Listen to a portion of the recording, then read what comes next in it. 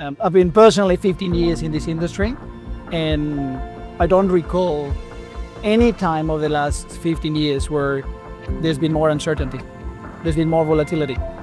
And what happens in this period is that all the discussions, all the dialogues go about trying to figure out what are the possible scenarios of the future outlook for the market demand. You have multiple variables playing geopolitically across the whole globe that we could not and we did not expect to happen 1 or 2 years ago, and that puts a lot of pressure and a lot of uncertainty into the market dynamics.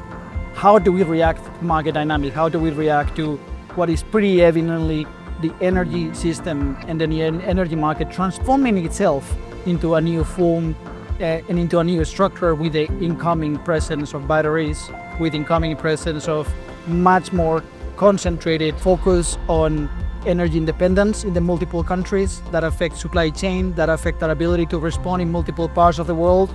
Geopolitical agreements, bilateral agreements are being negotiated that affects us, all of us, and energy more and more is becoming a key fundamental element of the security of a country.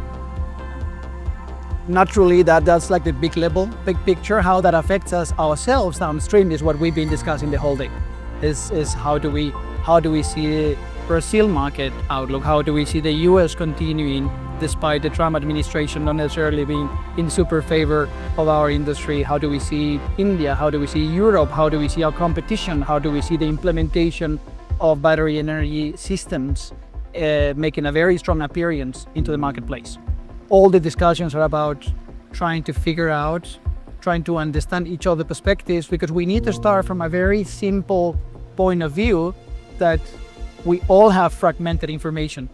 So by having conversations with other parties that have different perspectives, you maybe can complement your view of how the world is functioning today.